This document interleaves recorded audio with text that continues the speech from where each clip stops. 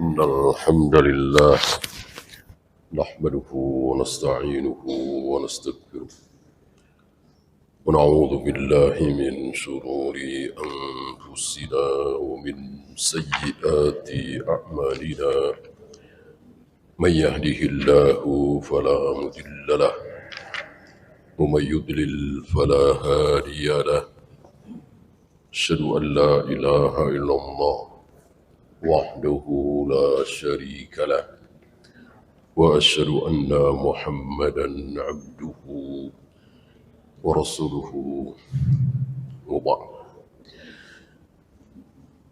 Terakhir tentang manusia akan dibangkitkan berdasarkan bagaimana dia mati.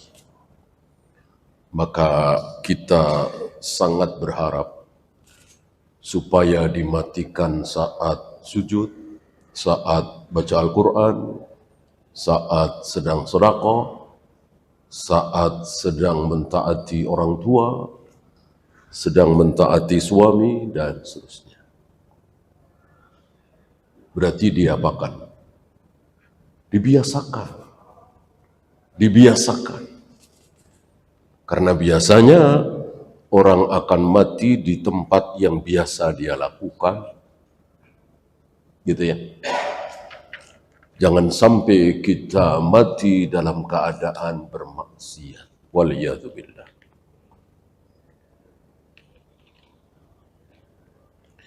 Ya, kita masuk bab baru. Itu hadis terakhir ya.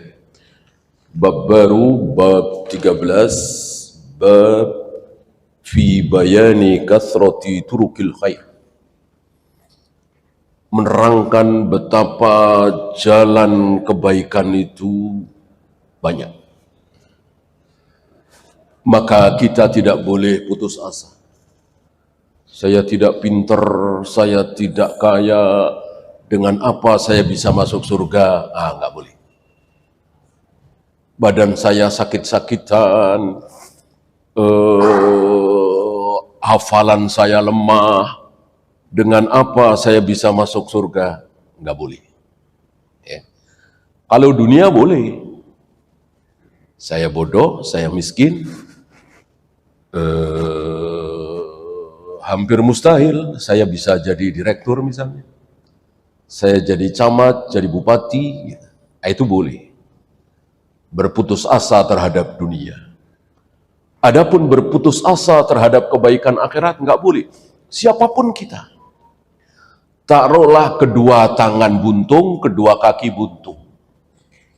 Hanya bisa ngomong, merepotkan orang lain. Bolehkah berharap surga? Sangat boleh. Karena apa? Jalan menuju kebaikan itu banyak sekali. Beda dengan kebenaran. Antum insya Allah bisa bedakan ya, antara kebaikan dengan kebenaran. Kalau kebenaran cuma satu. Keyakinan yang benar itu cuma satu, yaitu Islam. Buddha, Hindu, Konghucu, Yahudi, Nasrani, salah semua. Batil semua, sesat semua, dan neraka semua kekal di dalamnya. Walaupun mereka dermawan, jujur, amanah, pemberani, pembela kebenaran, kekal di neraka selama-lamanya. Maka betapa beruntungnya kita ditakdirkan oleh Allah sebagai seorang muslim. Intinya kita sudah punya bekal kebenaran itu. Tinggal ditambah. Tambah jujur, tambah amanah, tambah pemberani, tambah dermawan, tambah taat kepada Allah Rabbul Alamin. Begitu. Nah, teman-teman kita yang Kristen, yang Hindu, yang Konghucu, kasihan sekali. Mau nambah apa orang nol? Nol itu belakangnya mau ditambah 1, 5, 9, 9 berderet-deret, depannya nol ya tetap nol. Kalau depannya 1, mau ditambah 0, ada harganya. Makin banyak nolnya, makin berharga, kan begitu, karena depannya 1. Nah, kita sudah punya 1 iman. Maka tambah lagi seperti itu. Ya. Nah, karena kebaikan ini banyak sekali, maka kita tidak boleh putus asa. Siapapun kita.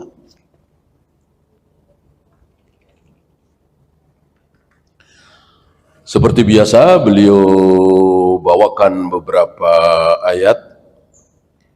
Wa ma taf'alu min khairin fa innallaha bihi alim. Wa ma taf'alu min khairin ya'lamhullah. Faman ya'mal mithqala dzarratin khairan yarah. Semakna 3 ayat ini intinya menyemangati kita untuk melakukan kebaikan walaupun sekedar menyingkirkan duri, paku payung, apalagi yang ada di tengah jalan sambil kita lewat. Ada jemuran jatuh, kita kembalikan. Yang sederhana ini kita nggak tahu. Siapa tahu yang sederhana ini justru yang diterima oleh Allah, yang selama ini kita banyak lakukan, Allah nggak terima. Kan ini rahasia. Rahasia. Oleh karena itu ada seorang alim mengatakan, seandainya seumur hidup aku sholat yang diterima oleh Allah cuma 1, maka aku senang. Aku bersyukur. Dari 1 itulah aku berharap ampunan Allah, kebaikan. Artinya apa? Kebaikan-kebaikan kita ini bisa diterima oleh Allah, bisa ditolak. Terserah Allah. Maka waktu itu kan kita bahas, setiap kali kita sholat 5 waktu, setiap kali kita puasa Ramadan, setiap kali kita bayar zakat, haji, itu ada berapa tujuan? Ada 2. Yang pertama apa? Menggugurkan kewajiban. Ini harus. Dan kita harus tahu kewajiban kita sudah gugur apa belum. Kalau belum, ulang. Gitu. Seperti Umar sudah sholat asar atau duhur ya, diulang lagi. Kenapa? Karena Umar yakin tadi sholat belum gugur kewajiban, nggak sah. Lupa belum mandi, junub. Gitu ya? Oleh karena itu, kita wajib tahu ilmu fikih ini. Sholat saya tadi sah apa enggak ya? Haji saya tahun 2000 dulu sah apa enggak ya? Enggak sah, orang enggak wukuf di Arafah. Wukufnya di Mina misalnya. Atau di Musdalifah, ya enggak sah. Al-Hajju Arafah.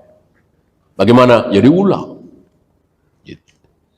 Kalau sekedar tidak melempar jumroh, tidak tarwiyah, murur di Musdalifah, masih bisa. Ya. Ada dam dan segala macam. Kalau tidak wukuf di Arafah ya, nggak bisa diganti dam. Ya.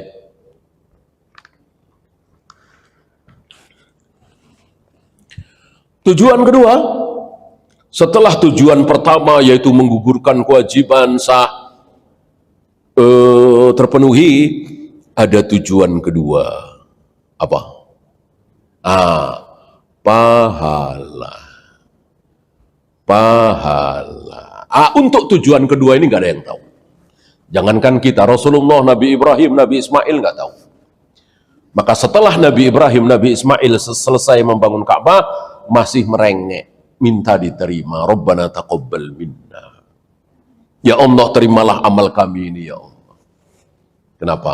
Karena beliau berdua nggak tahu ini diterima atau tidak. Sudah jadi sesuai dengan perintah petunjuk dari Allah, betul. Panjang sekian, lebar sekian, ada begini, ada begitu. Ka'bah itu bukan kotak ya, tapi kotak plus setengah lingkaran, ya, bukan kotak.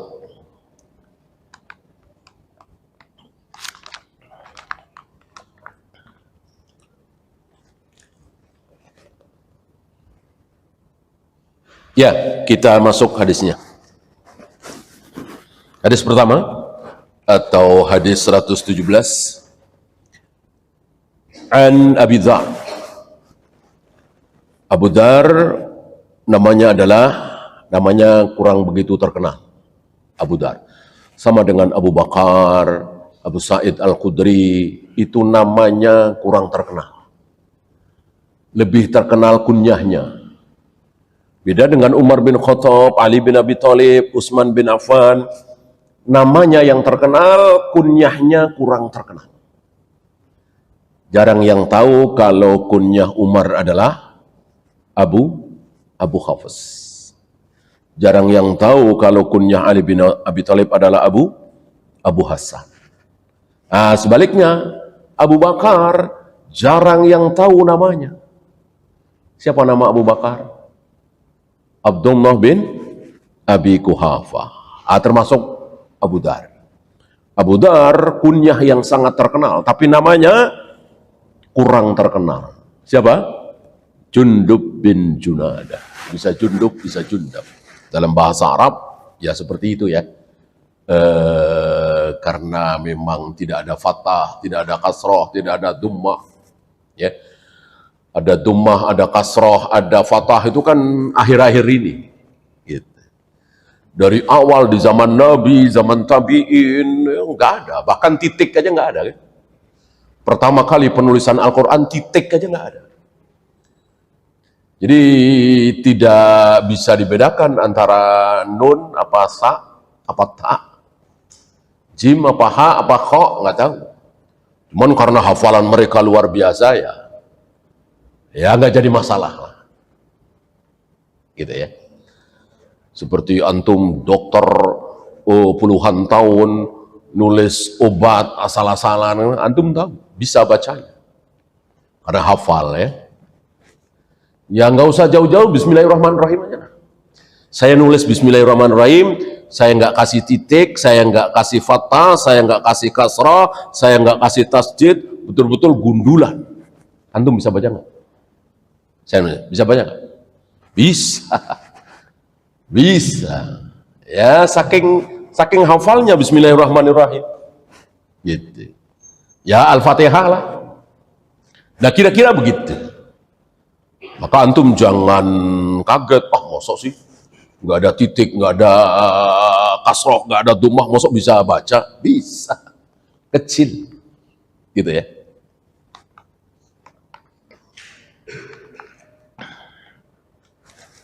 Nah ini kitab yang di hadapan saya ini kan nggak ada kasroh, dumah, fathah. Iya, kalau titik ada.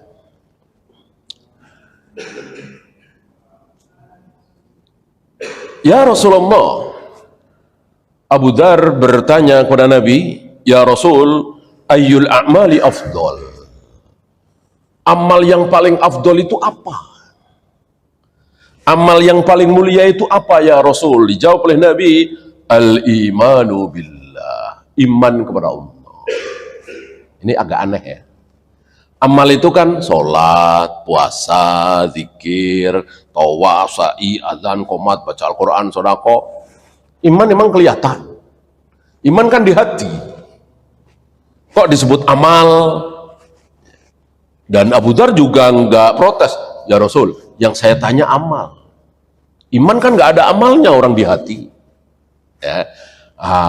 Tahulah kita dari sini bahwa amal itu ada dua.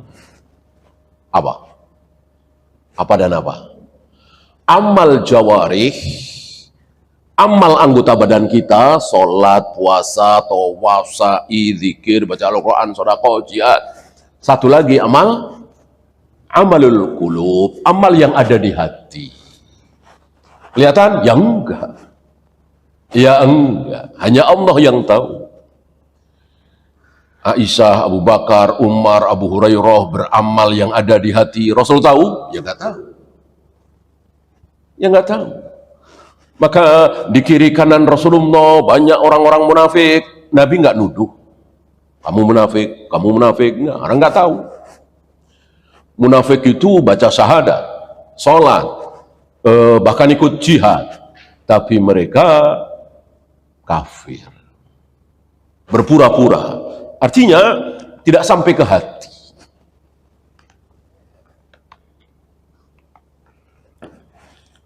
Tentu yang dijawab oleh Nabi ini amal hati. Kalau ada yang bertanya, mana yang lebih besar di mata Allah? Mana yang akan dibalas lebih besar? Amal anggota badan apa amal hati? Jawabnya amal hati. Seperti iman itu. Coba nggak ada iman, nggak ada amal hati, dia sholat, dia saum, dia zakat, dia haji, nol semua. Tidak ada yang diterima. Karena amal hatinya tidak ada, imannya tidak ada. Dan sebaliknya, sholat enggak, puasa enggak, zakat enggak, malah berzina, minum khamar, berjudi, tapi ada iman dalam hatinya. Mungkinkah masuk surga? Mungkinkah? Mungkin. Mungkin, ada kemungkinan. Gitu. Mungkinkah diampuni oleh Allah tanpa masuk neraka? Mungkinkah? Mungkin. Ini luar biasanya iman. Maka hati-hati lisan kita, jangan mudah-mudah mengatakan si fulan kafir. Si fulan kafir, kenapa? Enggak sholat? Enggak puasa? Jangan. Jangan, hati-hati. Betul dia jarang sholat, kita nggak pernah ngelihat dia sholat, tapi zahir dia muslim. Orang kadang-kadang sholat id misalnya. Nah, beriman dia? Iya. Kita tidak boleh menuduh dia kafir. Kecuali setelah iqamatul hujjah, dan itu sulit. Wal jihadu fi sabilillah, dan jihad di jalan Allah. Dua-duanya disebut oleh Nabi. Yang pertama amal hati, yang kedua amal jawari, amal anggota badan. Apa? Jihad. Kenapa Nabi menyebut jihad, tidak sholat yang terberat? Ya. Sholat memang yang terbaik, tapi tidak yang terberat. Ya bayangkan, taruhan nyawa dan bawa bekal, ya kan? Di zaman Nabi kalau berangkat perang jihad, emang digaji, emang dipersenjatai? Enggak, cari senjata sendiri, cari kendaraan sendiri, luar biasa. Maka jaminan Allah kepada orang-orang yang mati syahid luar biasa. Ya, mau zina ratusan kali, mau minum khamar ribuan kali, mau makan riba segala macam, dijamin ampun. Orang yang mati dalam keadaan jihad, syahid.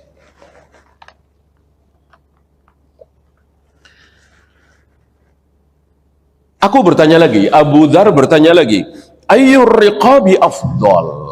Riqab yang bagaimana yang paling utama? Riqab itu apa? Riqab itu kan termasuk 8 mustahik ya.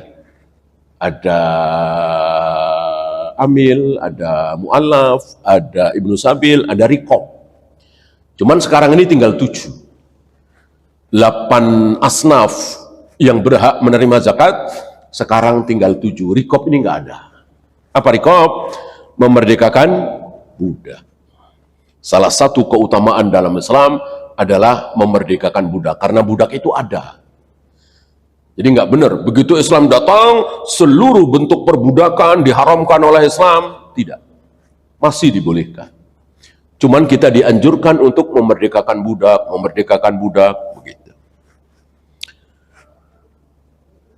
Riqab yang bagaimana yang paling afdol ya Rasul? Dijawab oleh Nabi, anfasuha inda ahliha. Yang paling berharga bagi pemiliknya. Ya. Si budak ini disayang benar sama tuannya. Kenapa? Yang lain ngangkat beban cuma 50 kilo, 60 kilo, dia bisa 80 kilo. Mana rajin, mana nurut, dan seterusnya. Ini dimerdekakan, paling bagus. Ini bisa dikiaskan dengan kurban misalnya. Antum punya sapi 100, ya. Nah, antum kurban yang mana? Nah, yang paling besar, yang paling mahal, yang paling gagah. Gitu. Kalau kita nggak punya, ya kita beli. Uang ada, cari yang paling bagus, yang paling besar, yang paling gagah, otomatis paling mahal kan? Begitu. Jangan datang ke lapak kambing atau sapi, Bang, yang paling murah yang mana bang ya? Nah, padahal duit ada ya, kecuali nggak ada ya. Duit ratusan juta, datang ke lapak kambing, nanya ke abangnya yang paling murah yang mana. Tentu ini tidak pantas. Itu duit ratusan kita itu yang ngasih siapa sih? Siapa lagi kalau bukan Allah Rabbul Alamin? Kantor kita, perusahaan kita, itu kan cuma perantara. Intinya memang Allah yang memberikan uang ratusan juta itu. Tiba-tiba kita mau berkorban untuk Allah, cari kambing yang paling murah. Cari sapi yang paling murah. Ya. Wa aksaruha samanana, otomatis paling mahal. Ketika ini dilakukan, itulah amal terbaik. Fa illam af'al, Abu Dzar bertanya lagi, kalau aku tidak bisa melakukan itu ya Rasul, Abu Dzar kan terkenal miskin ya, terkenal lemah, dan terkenal mengharamkan kaya, walaupun ini salah ya. Maka sempat bersitegang antara Abu Dzar dengan Utsman. Karena Abu Dzar berpendapat kaya itu haram. Jadi asal dapat uang sebanyak apapun, infakan, dermakan. Gitu. Alladzina yaknizuna az-zahaba wal fiddata. Abu Dzar salah paham dengan ayat ini. Ya. Dikiranya haram, dikiranya kaya itu haram. Jadi seberapa uang yang kita miliki, sisa dari kita, kebutuhan kita, makan, minum, pakaian dan seterusnya, harus diinfakkan. Ini keliru. Dan Utsman menarik Abu Dzar dari gubernur. Ya istilah kasarnya dipecat lah.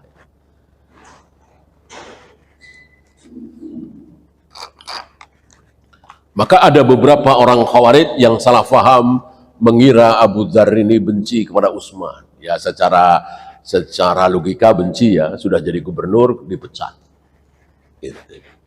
Lalu datanglah beberapa orang Khawarij mengatakan, wahai Abu Dzar, engkau lebih pantas jadi khalifah daripada dia. Dia bermewah-mewah, engkau sederhana, begini. Marah Abu Dzar. Marah. Engkau tidak tahu Utsman itu siapa? Dipuji-puji oleh Abu Dzar. Gak ada manusia semulia Utsman. Menjadi menantu Nabi 2 kali, dua-duanya meninggal. Nabi mengatakan, seandainya aku masih punya putri lagi, akan aku nikahkan dengan Utsman. Dan seterusnya. Banyak sekali sanjungan Nabi kepada Utsman. Ini luar biasa ya. Tidak sakit hati dipecat. Tidak seperti orang-orang politik itu.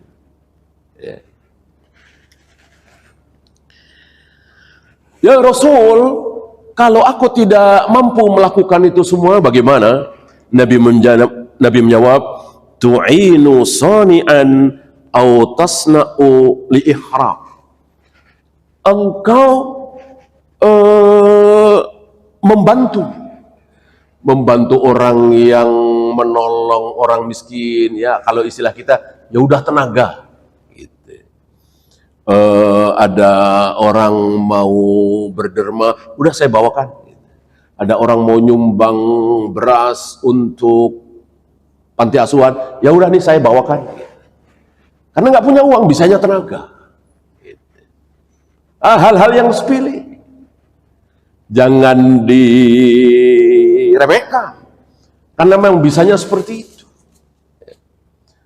Ya cuman merelakan tempat duduk kita untuk seorang nenek-nenek atau ibu hamil, lalu kita berdiri setengah jam, 1 jam.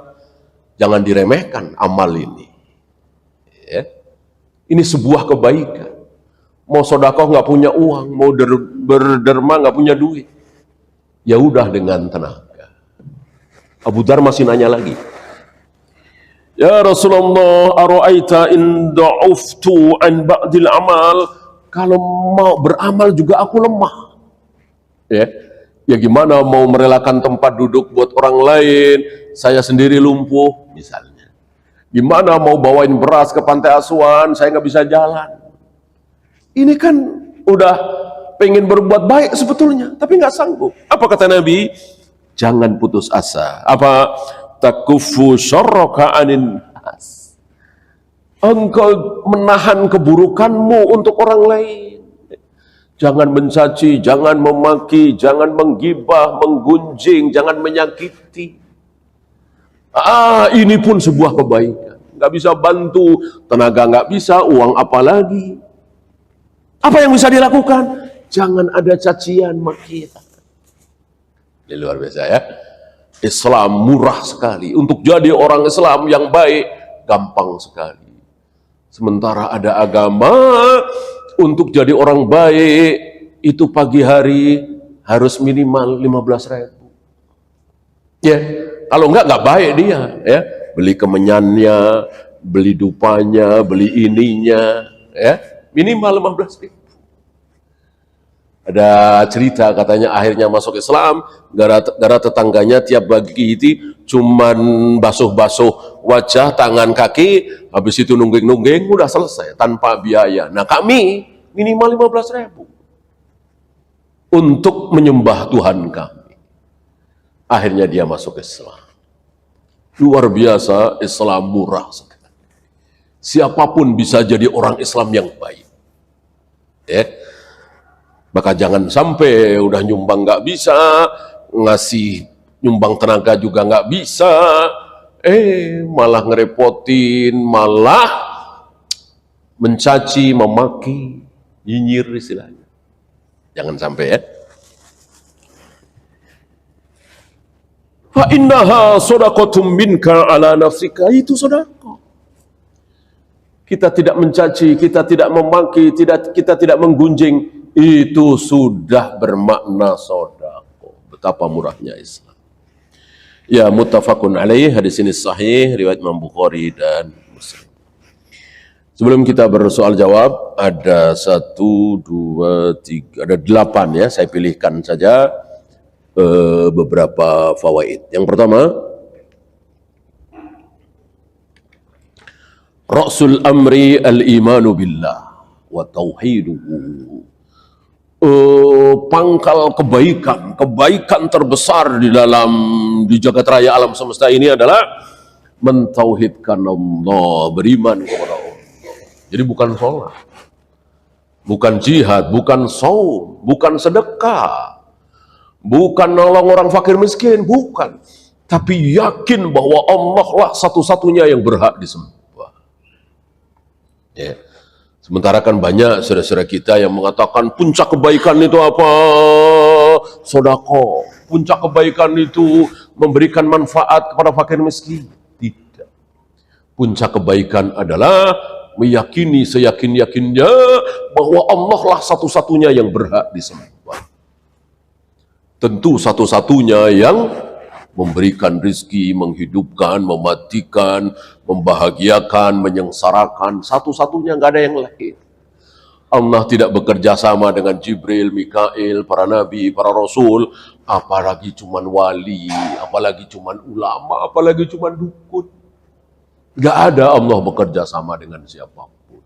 Jadi Allah tunggal satu-satunya. Satu-satunya dalam hal apa?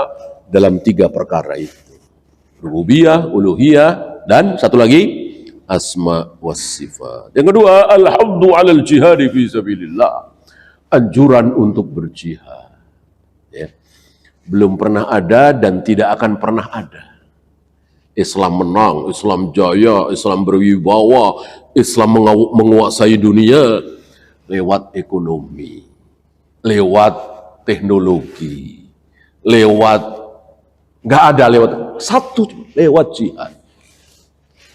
Ya, antum lihat bagaimana kebesaran Islam di bawah kepemimpinan Harun ar-Rasyid, di bawah kepemimpinan Umar bin Abdul Aziz, apalagi Umar bin Al-Khattab, itu semua karena jihad. Nggak ada di luar jihad, ekonomi misalnya, teknologi misalnya. Ya sekarang kaum muslimin mau mengejar ketertinggalan dari Amerika, dari Jepang, dari Eropa lewat ekonomi, teknologi, ya apa istilahnya, kepuntal-puntal. Ya, mereka sudah jauh sekali, kaum muslimin masih merangkak. Ya, maka satu-satunya cara apa? Jihad. Ya. Dan sepanjang sejarah sudah membuktikan, ya, secara penghitungan kasat mata, perhitungan analisa militer, nggak bakalan menang. Tapi Allah menangkan. Ya. Itu diawali dengan perang Badar. Secara perhitungan nggak bakalan 313 dengan persenjataan minim, dan 313 ini termasuk Rasulullah nggak tahu kalau akhirnya mau perang. Yang dihadapi kafir Quraisy berapa? 1000 lebih, dan memang niat mau perang. Persenjataannya lengkap dibanding kaum muslimin. Kaum muslimin menang. Gitu ya. Jadi betul-betul yang bikin menang itu Allah. Wa ma ramaita idz ramaita walakinallaha rama. Ini camkan betul-betul ya. Muhammad dan yang lainnya. Ketika engkau melemparkan panah, tombak, bukan engkau yang melemparkan, itu aku yang melemparkan. Mestinya kaum muslimin kalau ada kesempatan jihad, kalau perang dengan orang kafir, ingat ini. Ya. Jadi ketika kaum muslimin melemparkan anak panah, itu bukan kaum muslimin yang tapi Allah. Masa Allah yang melemparkan meleset. Ya. Ketika kaum muslimin melemparkan bom misalnya, rudal misalnya, bukan kaum muslimin yang melemparkan, tapi Allah. Masa meleset. Gitu ya. Maka sudah terbukti. Ketika kaum muslimin berjihad, betul-betul ditolong oleh Allah. Betul-betul lebih dari ketika tidak berjihad. Gitu. Maka doa sangat makbul itu ketika dalam keadaan jihad. Sayang, pemimpin Islam tidak mancing-mancing gitu ya. Mestinya ada yang mancing-mancing supaya perang sama orang-orang kafir. Ya, supaya ada jihad. Ketika jihad betul-betul Allah tolong. Ya. Satu lagi, al-hathu ala musa'adati man yahtaju ila aunin fi amalin ya'jizu anhu qassani. Anjuran untuk membantu orang lain. Tadi ya, harta tidak ada, hanya bisa tenaga, ya sudah tenaga. Wallahu a'lam. Ya, itu saja. Ada pertanyaan? Silakan.